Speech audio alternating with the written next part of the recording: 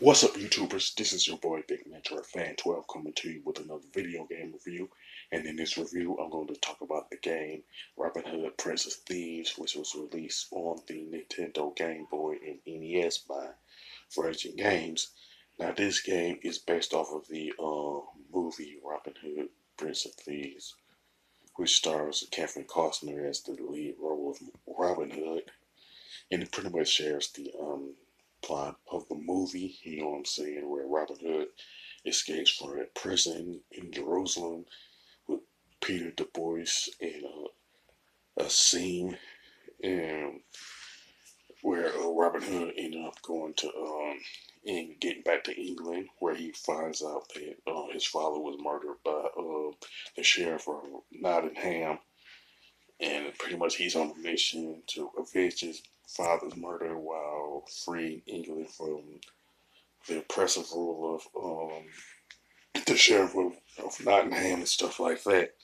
Now, the game is it's practically an open world slash RPG game. You know what I'm saying? In that like particular category, you know, where it has different spots where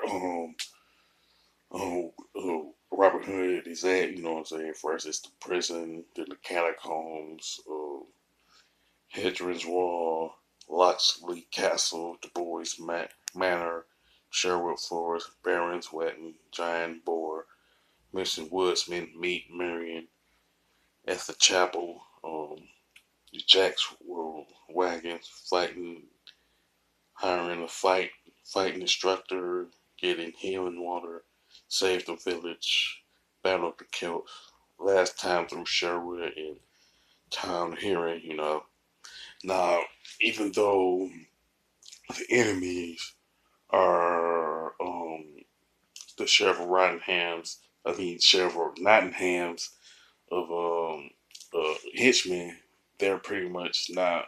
They're not none of the characters from the Robin Hood Prince of Thieves movie. You know what I'm saying? So like, only a handful of characters from the movie are actually in the game. You know.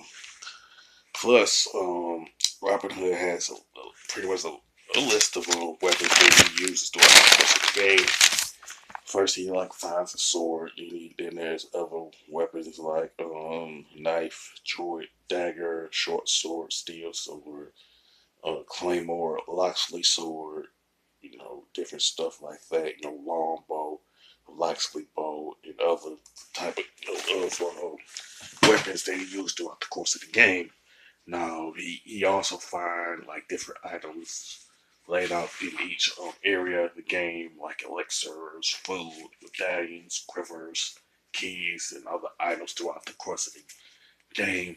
You just get there's a certain number of items that you find in each area of the game. You know, now the graphics and design of Robin Hood Prince of Thieves are pretty good, and but I have to say that um, the NES version has the advantage over the Game Boy version in terms of color palette and stuff like that. Now, the controls and gameplay are pretty good, pretty decent, and I like the list of weapons that Robin Hood can use throughout the course of the game.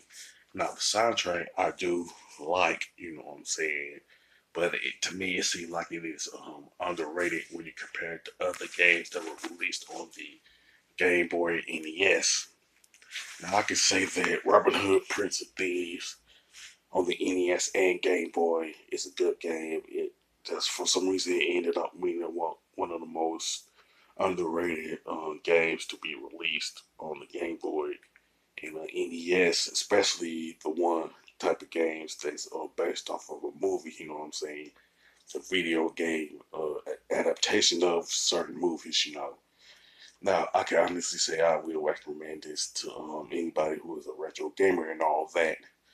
With that being said, sound off in the comment section, you know, say sending me which version of Robin Hood Prince of Thieves you like, you know what I'm saying, and which one is the better version in your opinion, you know what I'm saying, and which weapon you like to use and stuff. Now, with that being said, if you like this video, don't hesitate to click the thumbs up button. Don't forget to subscribe and hit that bell notification button. This is your boy Big Metro Fan 12 signing off.